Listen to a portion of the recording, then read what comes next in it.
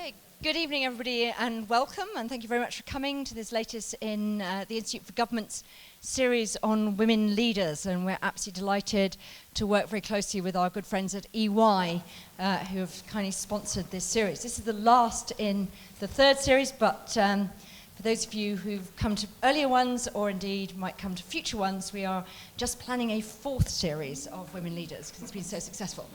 So we've never really looked at the law before, but diversity in the law has been quite in the news recently, she says in a sort of mild understatement. So it's really brilliant timing. And we're absolutely delighted to have Lady Justice Hallett, who is one of the most senior women judges, but she's had a massively impressive career, been on the Judicial Appointments Commission, was coroner at the inquest to the deaths of the 52 victims of the 7/7 bombings, made her way up through innumerable judicial appointments, whatever. So, most latest one was in 2013, she was appointed Vice President of the Court of Appeal Criminal Division. So that's her latest position, but if you want more details, it's on there. We're also absolutely delighted that in engaging her in conversation this evening, we have the newly appointed Permanent Secretary at the Ministry of Justice, Richard Heaton. Richard, as you know, was first Parliamentary Counsel and Permanent Secretary at the Cabinet Office until the summer when he moved over to reinsert a bit of law into MOJ, which has been very widely welcomed, I know, in the profession. So Richard is going to engage Lady Justice Hallett in some conversation first for about 20 minutes, then open it up to your questions and comments. And just a quick reminder to any civil servants in the room, this is filmed and on the record, so be careful. And to judges. Jill, thank you very much. It's very nice to be here. It's very nice to see such a large, great turnout for this conversation. So Jill's already introduced Dame Heather, although your introduction contained the words "whatever," which suggested that I might just fill in a bit. Being a lawyer, you see, I understand these things. It is a real privilege to be talking to Lady Justice Hallett. I remember when the first woman was appointed to the Court of Appeal. I can't remember who it was. But I remember Elizabeth Butler-Sloss. And I remember it took some years for the establishment to accept that she really was a Lady Justice. They insisted on calling her Lord Justice. It was quite something. Anyway, Heather was called to the bar in 1972, QC in 1989, Chairman of the Bar in 98, High Court Judge in 99. And for those of you who know your judicial divisions, she was Vice President of the QBD, Queen's Bench Division, and is currently Vice President of the Court of Appeal Criminal Division, and has been a Court of Appeal judge since 2005. We're going to have a kind of conversation, ostensibly, about Dame Heather's career and her views and observations on diversity, on which she has worked and talked for many years, but we might go a bit broader than the issue of gender, we might go a bit broader than the issue of law, we might talk about diversity and inclusion more generally, to include all sorts of things, social class, upbringing, BME, and so on.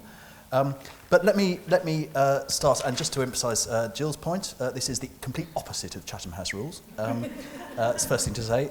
It is completely tweetable, live tweetable, and the conversation will be as wide-ranging as you like, with one exception. I won't take any questions on the funding of Kids Company.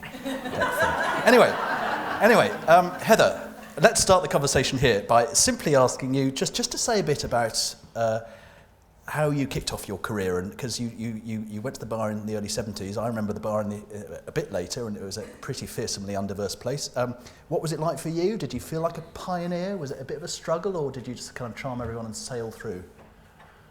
I certainly didn't feel like a pioneer, but I did feel quite lonely. I mean, there were a few women who'd preceded us, some of whom were quite successful, but there weren't enough of us around, and there were still chambers that virtually had signs up: no blacks, no women, no Irish, no dogs.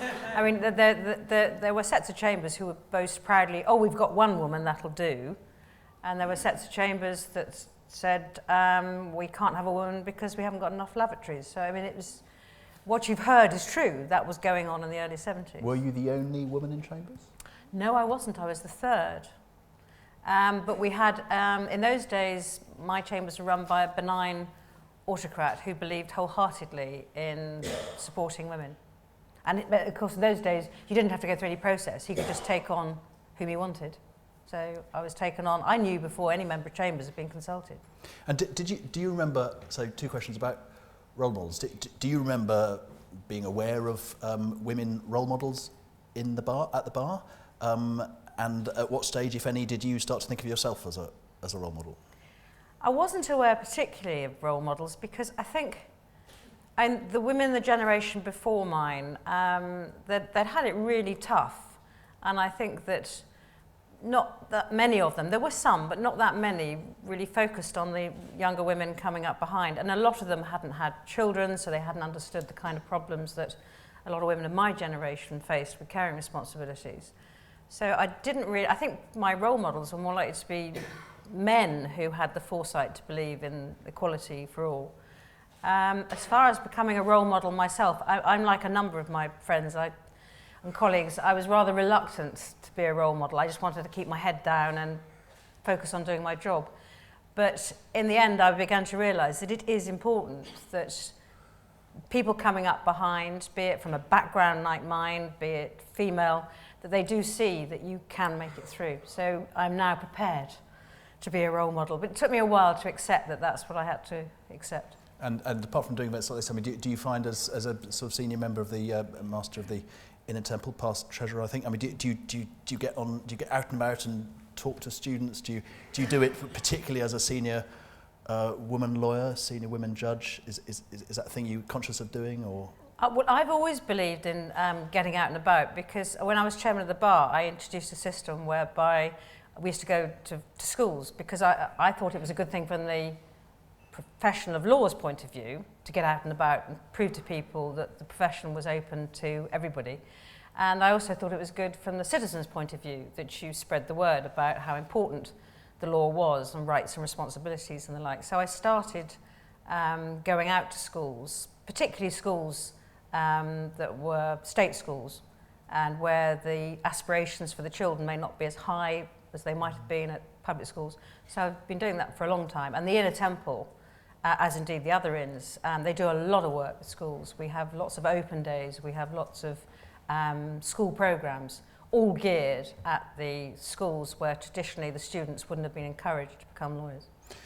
Okay, let's turn to the issue of diversity in the judiciary, or more broadly, an argument about glass ceilings and caring responsibilities, because you may well get a question from the floor, so I anticipate what your answer would be to ask you to comment on Lord Newbegg's analysis of how long it's going to take for women to achieve parity in the judiciary. But just let me ask this version of the question.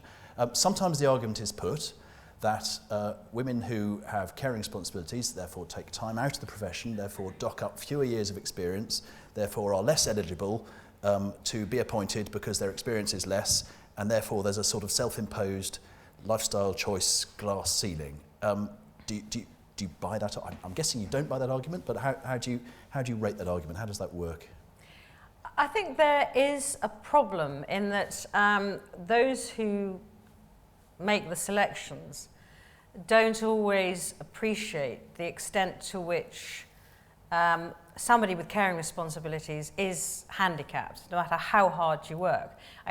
So for example, I tried to do bar council, circuit stuff, as well as my practice, as well as bringing up 2 young children. And the reason I did the bar council and the circuit stuff was I was always told that if I were just a criminal practitioner as a woman, I'd get nowhere. So I tried to raise my profile. But that was really tough, because bringing up 2 children, I don't think some people always understand how that impacts upon everything you do. And so my argument is that you don't just dismiss the likes of me, who may not have written the textbooks or whatever, although I did do a fair few of the things that traditionally men had done. But what you should do is be looking at potential. And therefore, it's what I call glittering prize syndrome, GPS.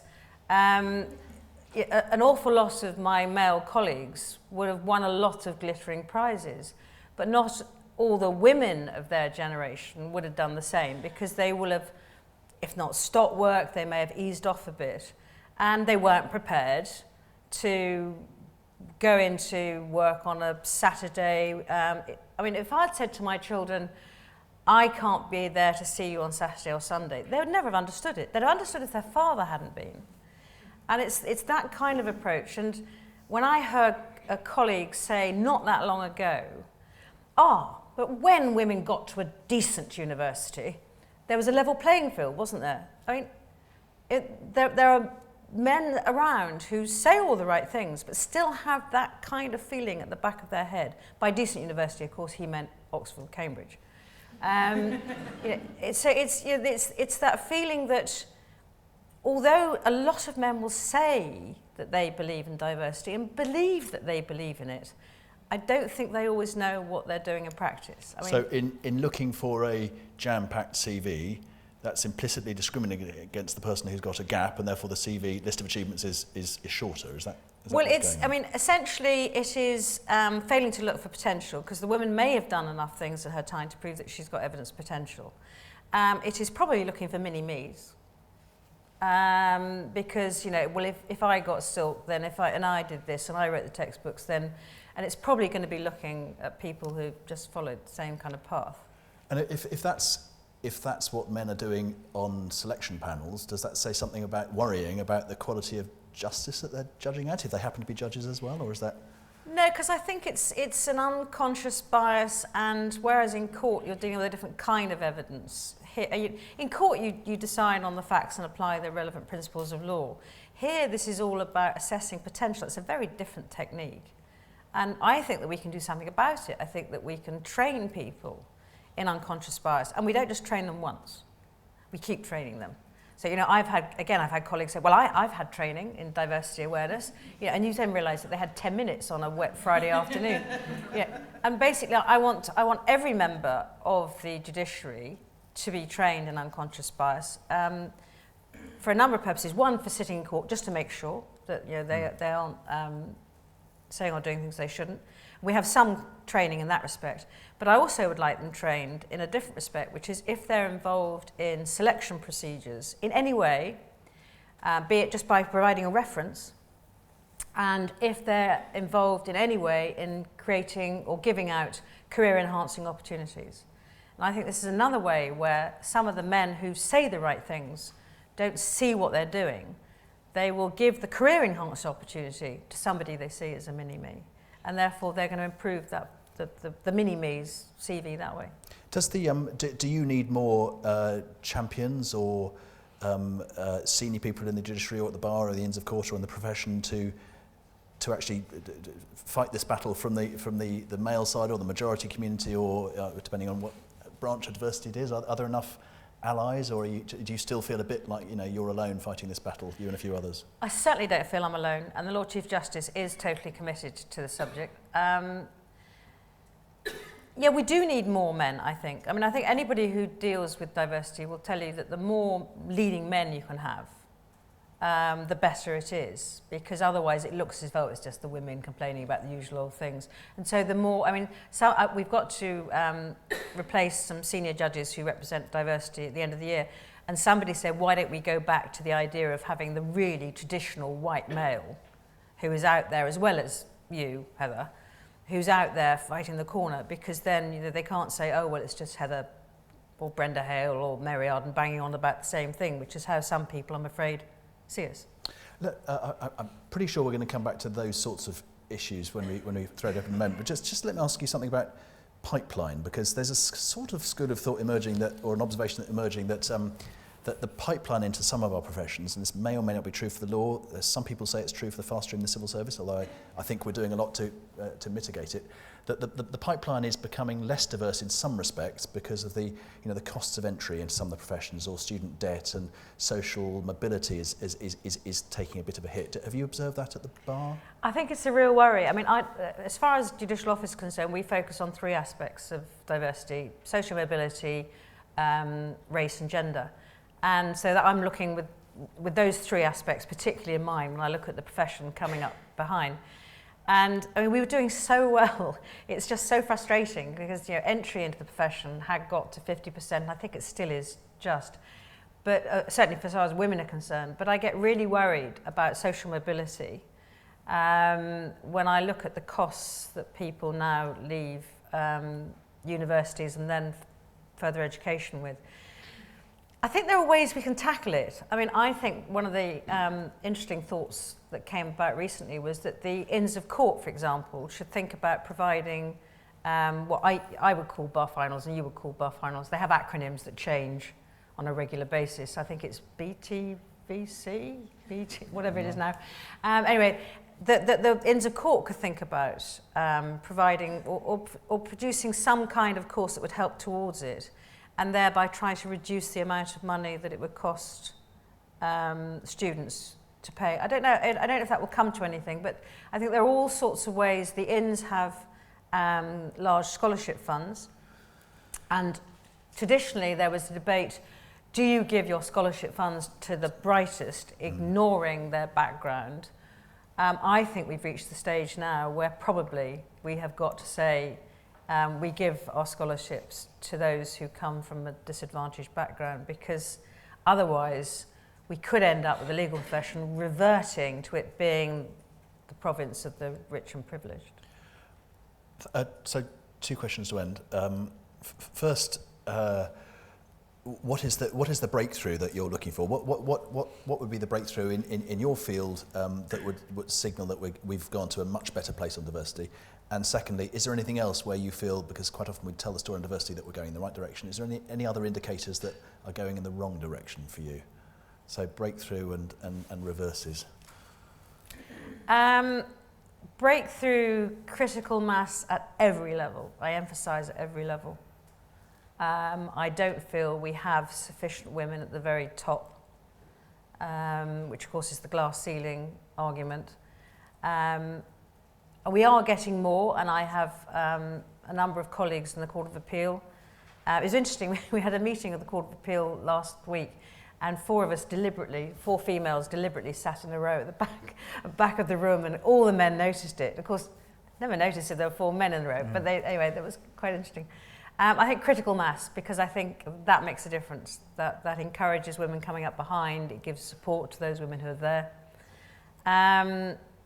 So my critical mass is going to be more than 8 in the Court of Appeal. My critical mass would be more than 1 in the Supreme Court. So I think we've got a fair bit to do in that kind of area. And I would consider it to be a great achievement when nobody commented on the fact that it was a woman had been appointed. Wouldn't that be wonderful? Yeah. That would be the real day of my dreams. But I suspect after I've retired and gone. Reverses.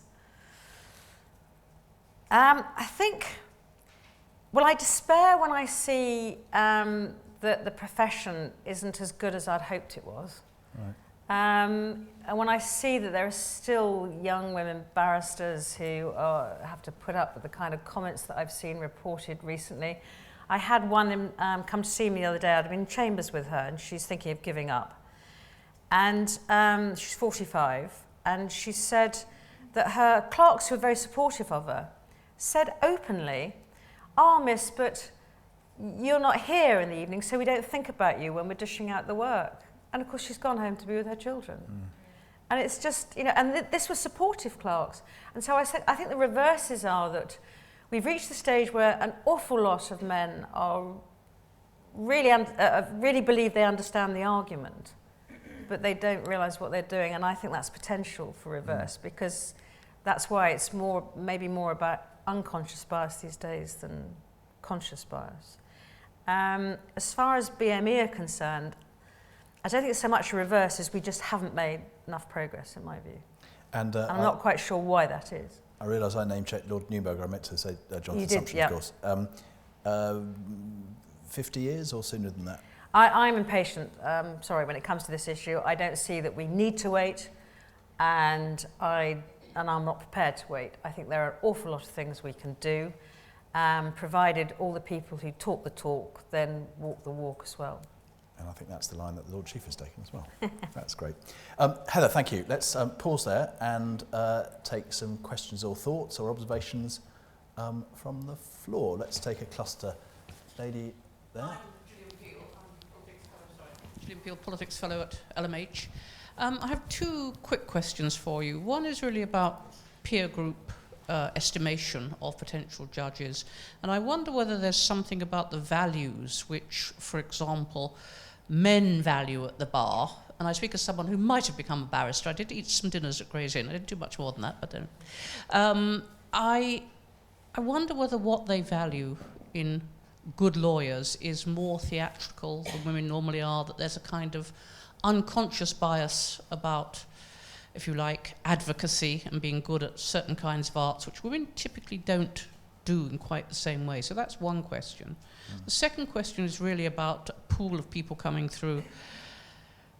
I can see the arguments for a divided profession, but if you had a unified profession and then let people specialise afterwards, wouldn't you get away from quite a lot of the problems about social background, limited numbers of people coming through from BME backgrounds, that you'd actually have a wider pool of people who got into the legal profession and then could choose later?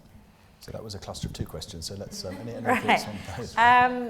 Values at the bar, I mean, I think as far as getting more women and solicitors and members of the government legal service and academics on the bench, there has been a tendency to focus on skills as an advocate. And I never understood that, because some of the best judges I knew were pretty ordinary advocates. And some of the best advocates were pretty ordinary judges. So I think that that is changing. I'm not suggesting it is totally gone, but I do accept that the emphasis on advocacy has played a part. Theatricality, well, as I'm an actor monkey, and I'm prepared to ham it up with the best of them. I don't think I can criticise anybody. And if you are going into a courtroom, there has to be part of you that wishes to put on a performance. So I must be the last person to criticise a barrister for being over theatrical.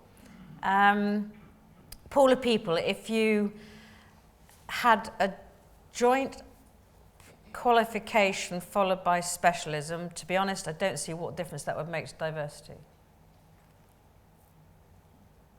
Well, it would just mean that you had a salary, presumably, that people would come in the United States.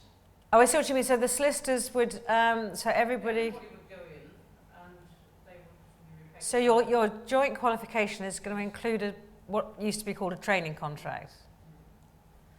Well, if the inns distribute their monies in the way that I think they could, I think that could easily cater for the availability of training contracts for the limited number who'd want to be specialist advocates. So if we're only talking about the funds, which is the only way as I see it, it would impact on diversity, I think that's a problem that can be solved rather more simply. Let's have some thoughts from the front. And there was someone else in this section, I think. I'm Morwenna Carrington, civil servant from DEFRA. I'm not a lawyer, so actually my questions are about gender equality more broadly. The first is a comment, actually, about the use of male champions. I'm a big believer in the He for She campaign that was launched by the UN. And I actually went for a talk at lunchtime today, and I do some work in between going to talks on gender equality. But it was a talk given by the Government Equalities Office, and the lady there said that behind every successful woman is a man without a chip on his shoulder. And I think there's quite a lot to be said for that. The second was actually, and in fact, one of my friends is a judge, and I have to say, I think one of the reasons for her success is that her husband has taken on the caring responsibilities for her children, but only because he's got MS, and I think, how unusual is that? The second is a question about your school's outreach work, because I've volunteered as a civil servant to be part of the civil service outreach programme, and whether you had any evidence of how successful that was in terms of attracting people into the profession. And do you want to pass the microphone behind you? Let's take this one. Hello, Rebecca Craig from Cabinet Office. My question is in relation to the expectation, actually, that a lot of women, because, by virtue of being women, want to have children, and therefore can actually end up being indirectly discriminated against because people think, oh, she's a woman, which means I'm going to have to make have to kind of make what's my word? Provision, thank you. Provision for maternity leave and caring and all of that sort of thing. So I'm just sort of interested in how we kind of stratify that expectation, and so that women aren't all clumped together, because I think that's an issue that we could apply to lots of areas of BME, and sort of it feels unfair that everyone, just by virtue of being a woman, you are expected to want to have children. Okay, thank you. Do you want to try? As far as the outreach work is concerned, I don't think it's ever been properly monitored, is the answer. And I suspect that's all to do with the fact that we're dealing with teachers who never know how many pupils are going to come, and we don't really have the list of names and whatever. With Judicial Office, and I've got a fantastic team on diversity at Judicial Office, we're looking at monitoring the outreach work that we do, but I'm not sure we've done it with schools. It's an interesting thought. I don't know, do you know the Citizenship Foundation? They're, again, a great organisation who one of the first to think about for every right there's a duty, and think about teaching people about citizenship and responsibilities. They have been running a mock trials competition for a long time for state schools, and the bar's been involved in that for a very long time. And I mean, that is absolutely wonderful. You get these kids, they play every single part in the trial, and they become great enthusiasts. I would love to know, actually, now you've mentioned it, I'm going to ask the Citizenship Foundation if they have ever monitored whether any of these children who would never otherwise have aspired to a career in the law have actually followed it. I think it's a really good point.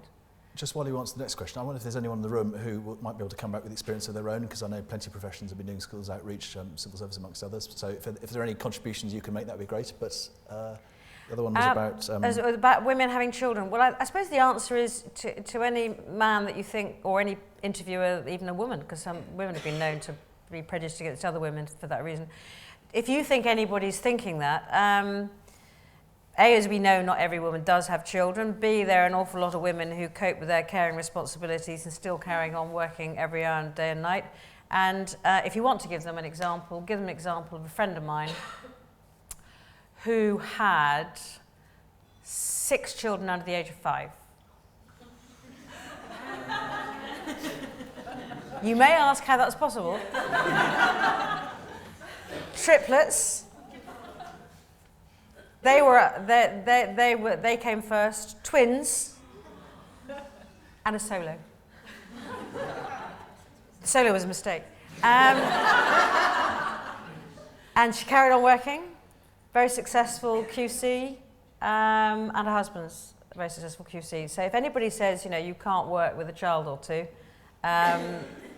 she managed with 6. And every time I got tired or thinking, oh God, that's a little bit much, I thought, how does she do it? So, and I think you've just got to confront it. I mean, but nobody's going to say it openly. So the question is, how do you get the message across? And also, I mean, if you detect that culture, the other answer is that culture has a very peculiar view of talent, because you're ruling out of play half the talent pool.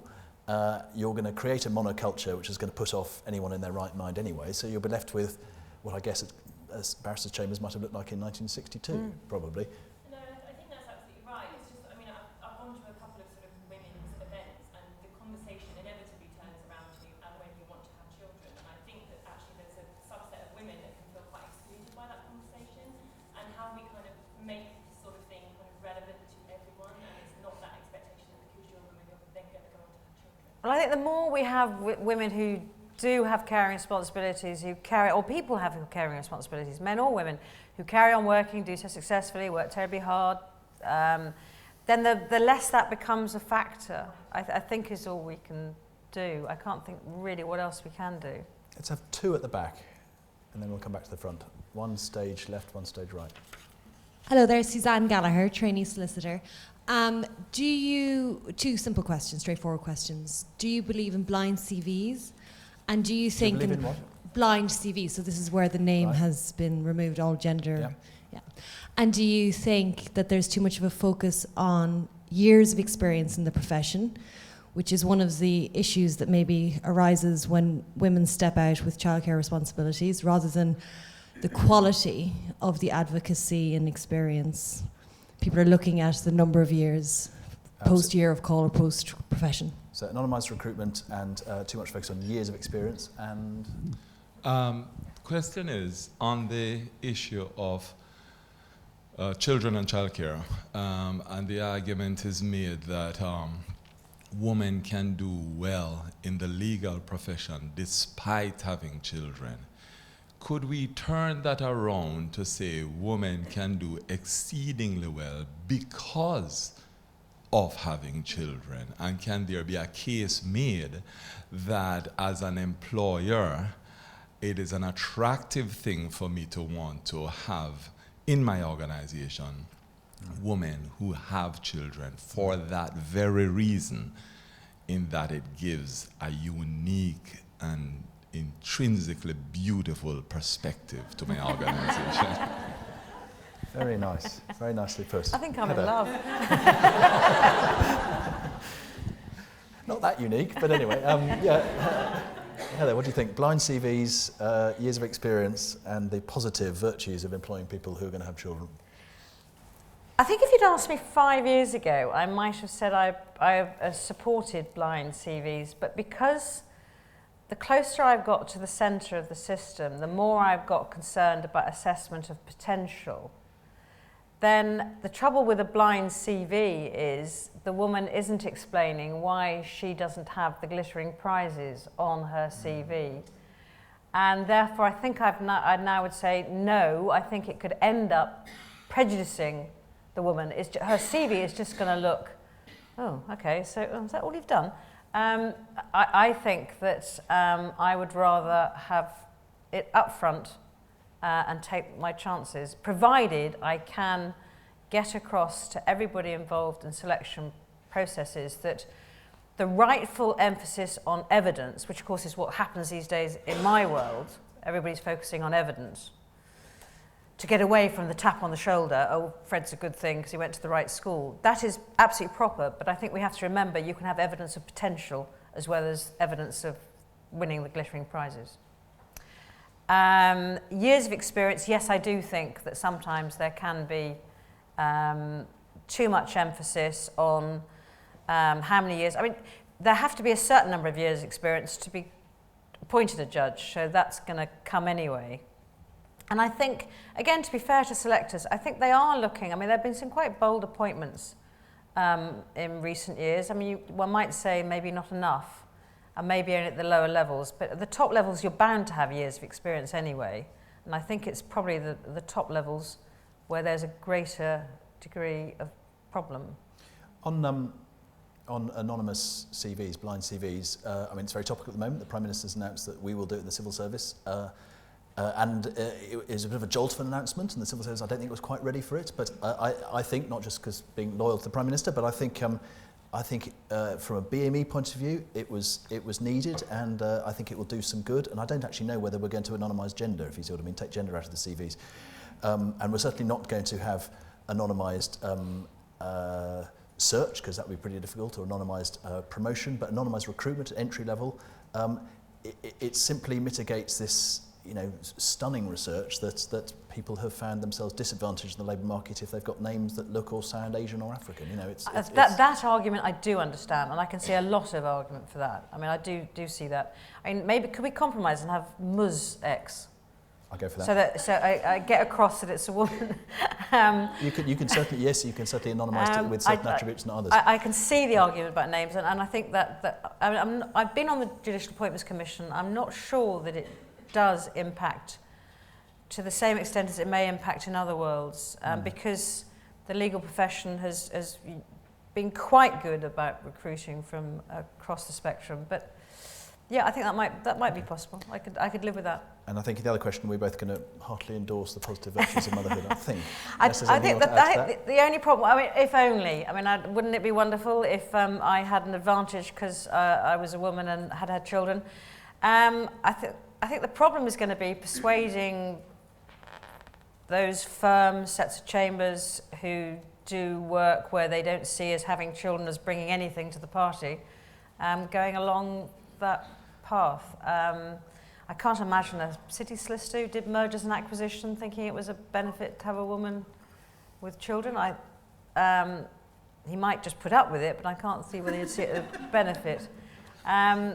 It would be great. I mean, the US firms, don't they demand diversity from people they use? I think that, I suppose if you could get a culture going where it's in the profession's own interests to employ women and people with caring responsibilities and BME and all the rest of it. I remember there was an event in this room, one of this series. I think Helen McNamara, a colleague of mine at the Cabinet Office, made the observation. She worked in the music business before she joined the civil service, and it's this thing about monoculture. She said the record industry that failed to anticipate digital and went completely down the toilet was entirely dominated by men of a certain sort, a certain age, certain class, certain racial background, and the monoculture was kind of completely pervasive, and it was no surprise that they couldn't anticipate the future.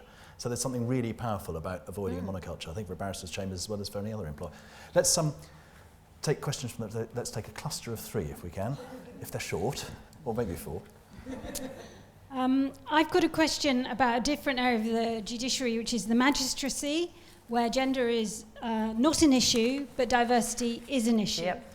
So 86% of magistrates are now over 50, and the BME representation is worse than for tribunal judges.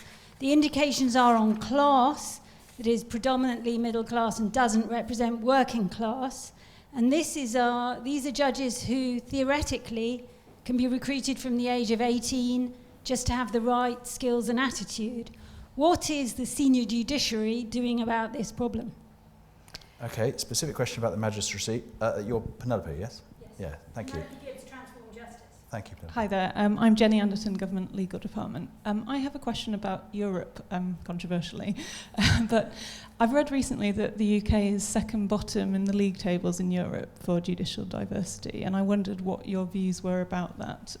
Is that looked at by the Judicial Office in a sort of comparative way? What are your thoughts on the European approach to diversity?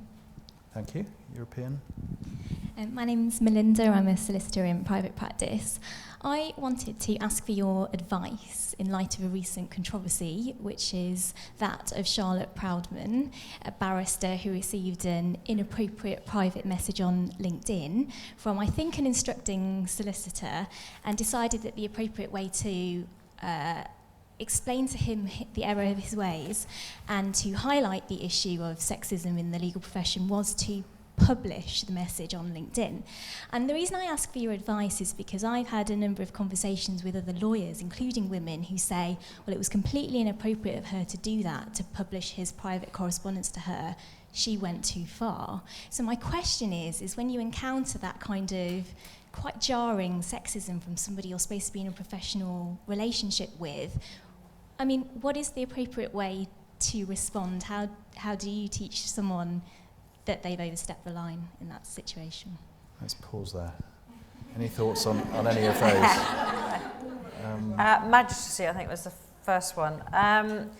Well, first of all, senior judiciary aren't involved in the selection process for magistrates. So, albeit the Lord Chief Justice is, responsible for overseeing the magistracy. And I agree with you, I think the figures are shocking. But the trouble is that every time there is any drive to recruit a broader cross-section of people, it doesn't seem to work. And it seems to me that the problem lies out in society rather than in the minds of the selectors when it comes to the magistracy. It seems as if it's only the middle classes who are putting themselves forward in the numbers that you spoke of. I think that really this is all about, it's going back to the schools programme, it's all about getting the law out into the community.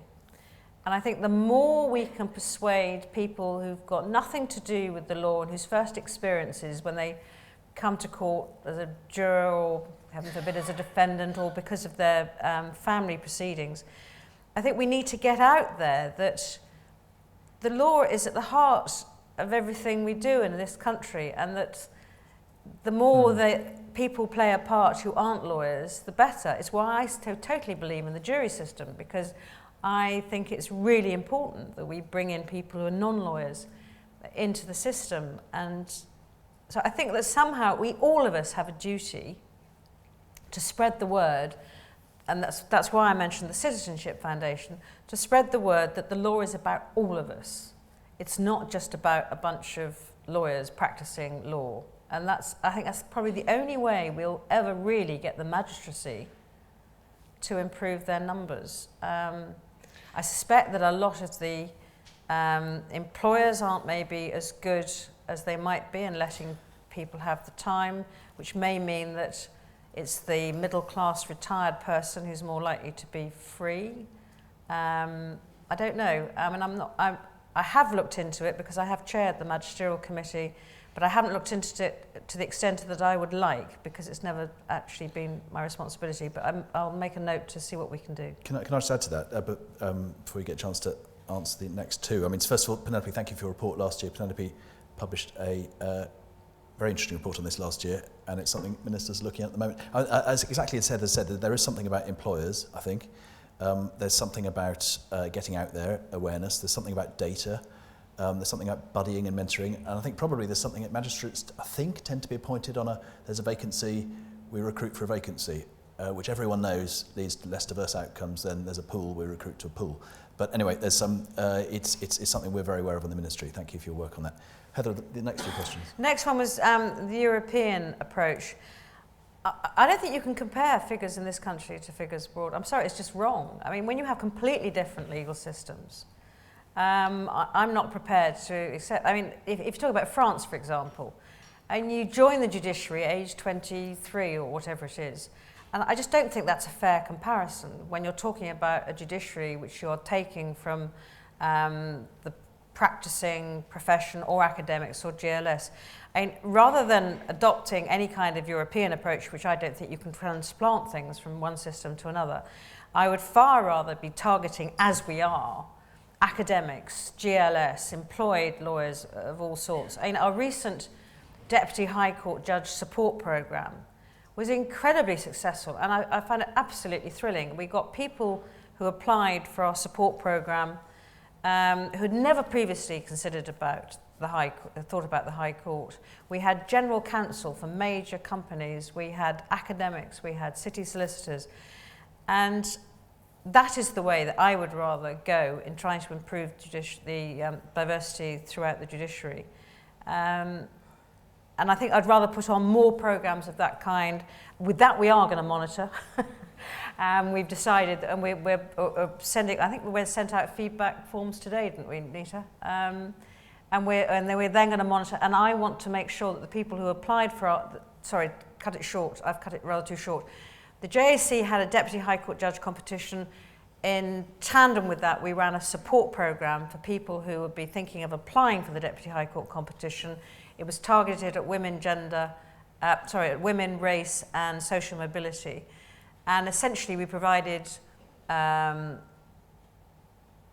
work shadowing, mentoring, and an applications workshop to prepare people from non-traditional backgrounds for the process, and to try and even out the playing field from the top advocates always having an easier ride.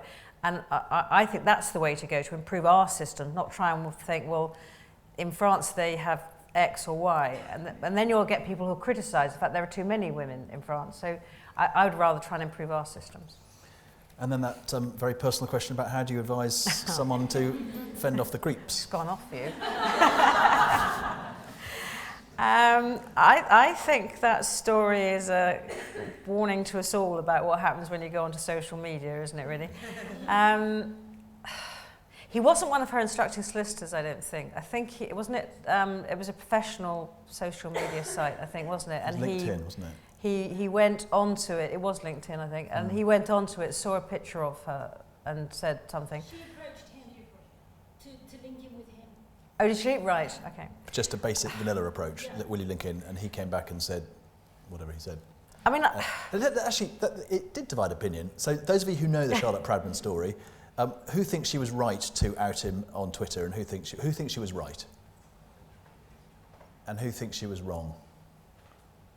Okay, that's not quite fair. A few more in the first camp than the second, but fairly divided. Well, I think I'm with... Shouldn't have.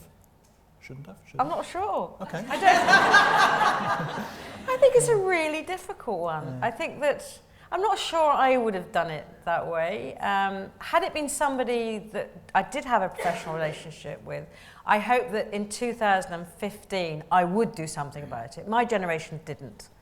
We just buttoned our lips and put up with all sorts of nonsense that we should never have put up with. And I hope that these days I would do something about it, but I think I would try to do something about it that wasn't quite as public. Apart from that, for my own protection, I don't think I'd really, because you are going to get a difference of opinion, and having been the subject of internet trolls, I suspect I would have done it a different way, but I hope I would have done something about it. Yeah, and I guess we're all going to agree. I mean, calling, and there's something really empowering and really important as a duty to everyone else to call stuff out when it happens in a way that was simply nobody did 30 years ago on any of these grounds. You know, people put up with just amazing shit. That's one word for it.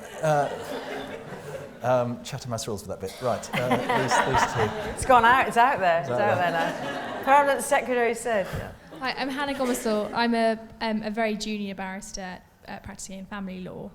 And one of the things I was going to say first of all is a comment on your point about social mobility. And I found that incredibly difficult going through bar school, having to pay. I think the fees have just gone up this year to £17,500. I checked recently, yeah. And I was very, very fortunate to get a scholarship from Middle Temple, and without it, I quite frankly would not have even touched the bar, and I wouldn't even be able to think about it. So I think that's something that really needs to be looked at, and I think it's very welcome news that the Inns are talking about bringing that money-making scheme by private institutions, which is what it is at the moment, back in-house. And talk properly as well. I think that's something that really needs to be looked at. I'm very welcoming that. The other point I wanted just to ask you on is there's lots of studies about how women generally don't put themselves forward for things quite as much as men do. And that's not always the case, that's a generalisation, but generally speaking there is that the having greatness thrust upon you type argument, and how women need to be encouraged and perhaps tapped on the shoulder in the way that that we've seen through kind of old boys networks, but for that to happen, to women to say, I think you'd be really good, please do it, we need you to do this. And so how has the Judicial Appointments Committee and through stuff you've done, how is that happening? Or is that happening? How can we make it better? I believe wholeheartedly in encouraging people. I think it's women, I think it's people from a non-traditional background. They may not always have the same confidence to put themselves forward. I mean, it happened to me. It happened to be the generation when, if it hadn't been for two far-sighted men, one was my local judge, who said, right, you're now ready to do this, and you're ready to do that, you will do it. Yes. And the man I said who took me into chambers. And I knew then, I mean, it was an official mentoring, I suppose, wasn't it? I mean, now we have official mentoring programs.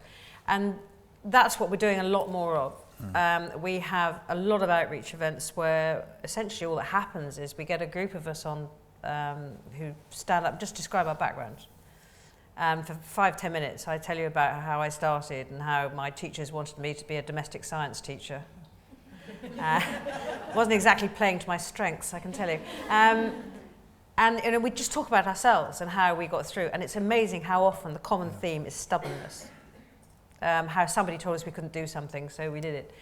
And that helps encourage people. And then, of course, we talk to them. The networking obviously helps, which is what events like this are also about.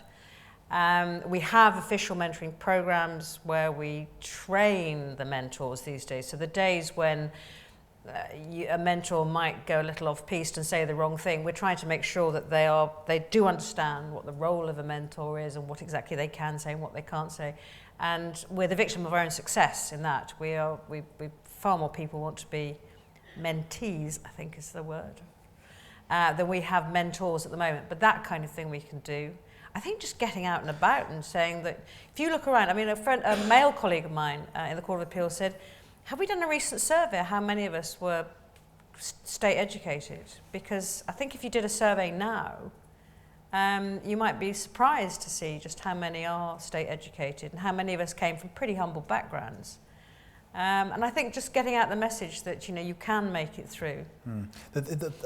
My just personal observation, the power of mentoring and the people who it benefits don't necessarily follow gender lines. So I remember my role model was Dame Judith Weldon, who many of you will remember, who was head of the Government Legal Service. And when I was a junior government lawyer, I I was deeply introverted. I am deeply introverted, didn't like speaking at meetings, didn't want to speak up. And she used to accompany to meetings, and she was a senior lawyer and I was a junior one. She used to physically kick me under the table as a way of saying, you're supposed to speak up. And she sponsored me and kind of, not sponsored me, but mentored me and encouraged me to sort of come out of myself.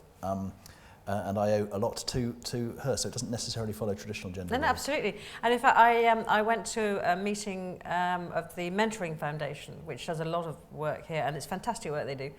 And Sharon White at the Treasury described how she was mentored by a chap called, I think it's Niall Ferguson, who was head of Unilever. So you had a white male business boss mentoring a young black female civil servant, and it was they just described their relationship. It was absolutely fascinating. But the great thing about it was that classically, and this happens when I teach, I always find I learn, and the mentors get a lot out of the relationship as well as the mentees, and that happened with our support program earlier this year. A lot of my colleagues said they were really thrilled to get involved as mentors and have people workshop them because they learnt quite a lot from the relationship. So mentor someone mentor someone who's not like you is always quite a good rule. Yeah. Let's have time for a few more. You've got the microphone. You're going to use it? Oh, yeah, go on. Yeah. Catherine Burgess, I work in the Court Services Legal Team Manager. I wondered if you had any other thoughts about the ways in which we can change modelling behaviour. A colleague said to me the other day that where people are working very long hours and there's a culture of working very long hours, that really works against women who actually have to go home and deal with all the other things that we deal with. And I wondered if you had any views about ways in which we can change modelling behaviour in the workplace.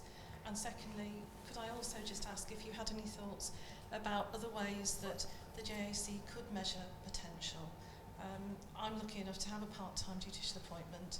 I'm lucky to be released by the court service to do that, but I can't actually take on more complicated work because of the limits of my release. And so I am hampered in actually applying for a full-time appointment. I wondered if you had any thoughts on that. Okay, thank you. Let's take a couple more. I'm going to limit you to your best question only next two, so only one. Who was next? This lady here?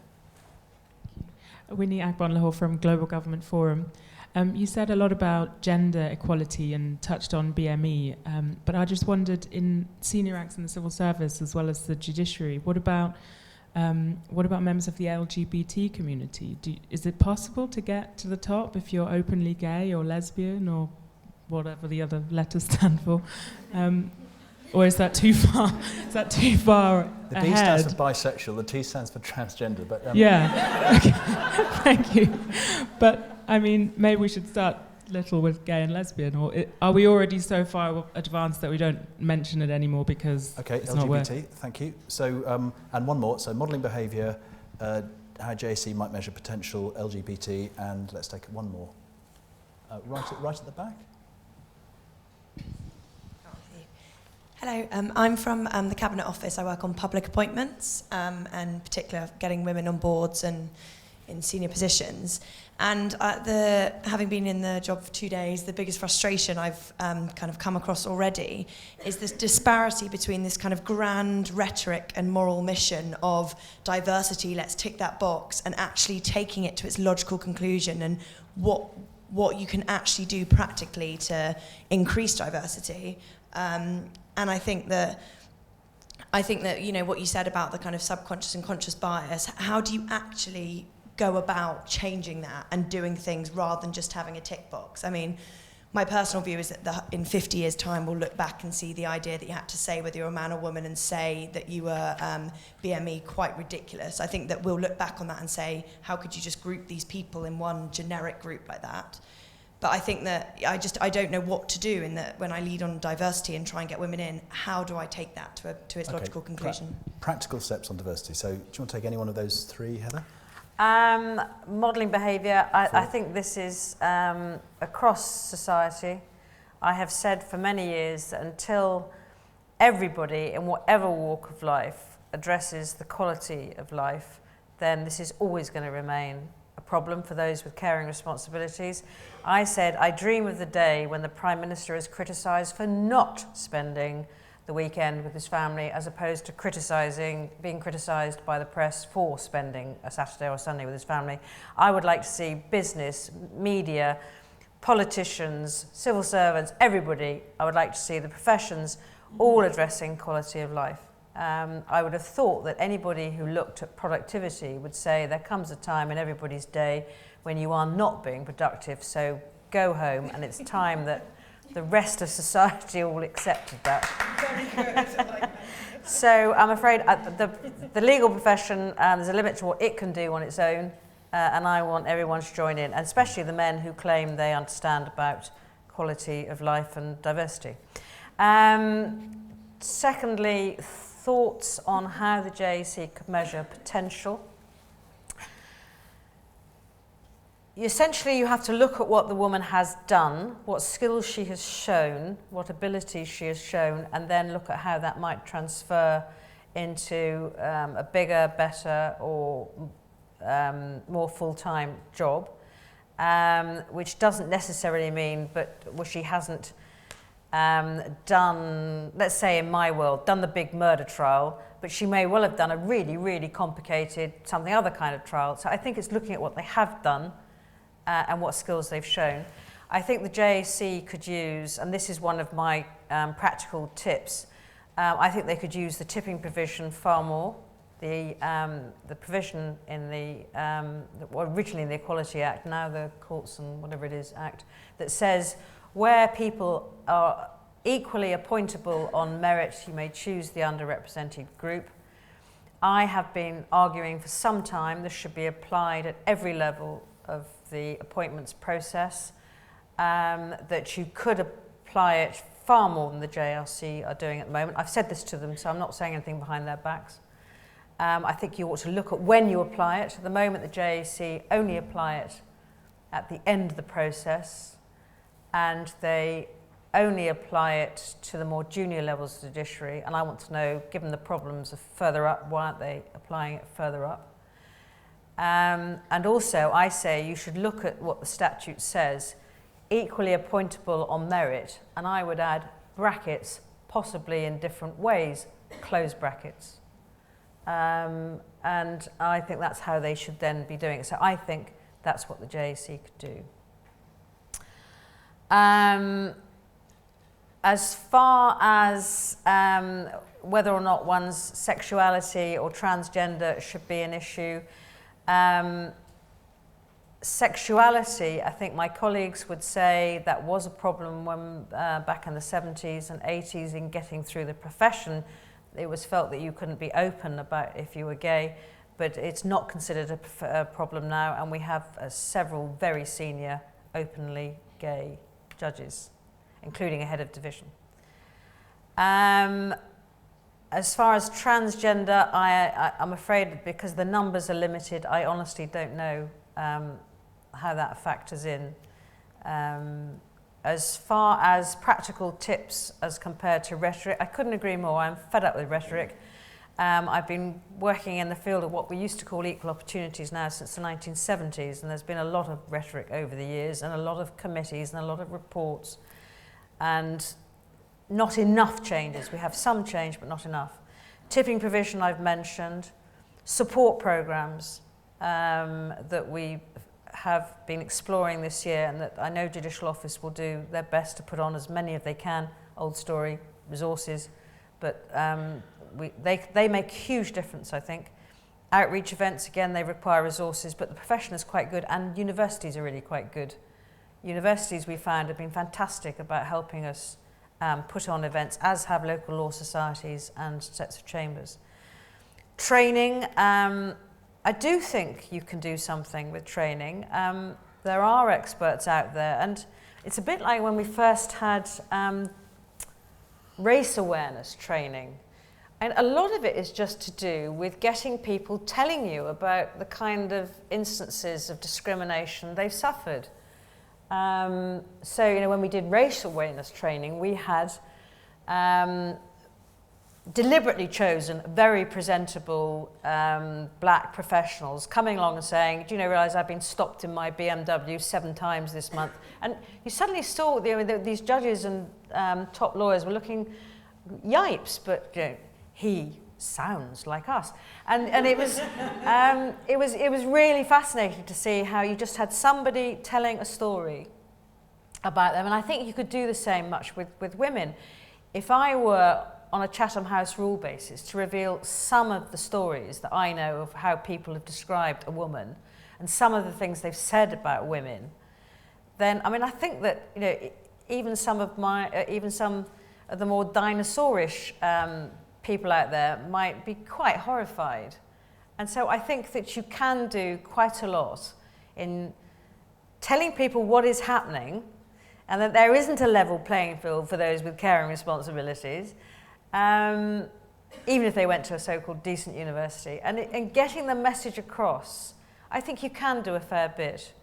And I think, too, we can do more of what we have been doing in recent years, which is the untapped areas where there is, from the legal point of view, a greater diversity. Now, I don't know if the same applies to the civil service. Maybe you don't have the same kind of untapped areas, but we certainly do. And the civil service is one of our untapped areas, as are the others. So I think that there are things that can be done. And I think that together they could make quite a powerful package. But I'm afraid it is often to do with resources. We've got to stop very, very soon.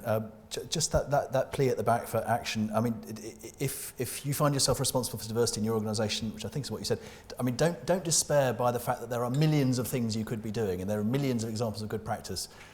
Just take a bit of time to survey the field and just choose 2 or 3 of them, because you can really make progress if you just decide to really, really crack the diversity of the pool from which you do your milk round, or cracking anonymous recruitment. I think that's just a few things that beyond symbolic that could actually make a difference, and measure them.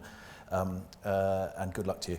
LGBT, can I just say, I wouldn't want to give the impression that we, either in the law or in the civil service, have cracked the issue of discrimination in the LGBT field. I think it's much, much better than it was, but I think there are plenty of areas of both our professions where if you're transgendered, probably you're encouraged to keep pretty quiet about it, or there's implicit discrimination going on. If you're working out in a job centre and you're an openly gay man, you're probably going to get comments like you're too gay. So there's plenty of stuff that I don't think we've cracked, but I think it's one of those areas where the progress of the last 30 years has been kind of fantastically rewarding and positive. Heather, any kind of closing thoughts? No, it's kind of going to have to close it right there because I know you have to shoot off. Any closing thoughts? Anything else that we haven't covered, or any reflections? No, I think that we've covered everything. Okay, well, thank you so much. You are a role model. You have been both a pioneer and also someone who's thought and talked and done stuff to improve diversity in the legal profession and the judiciary and the Inns of Court and more broadly.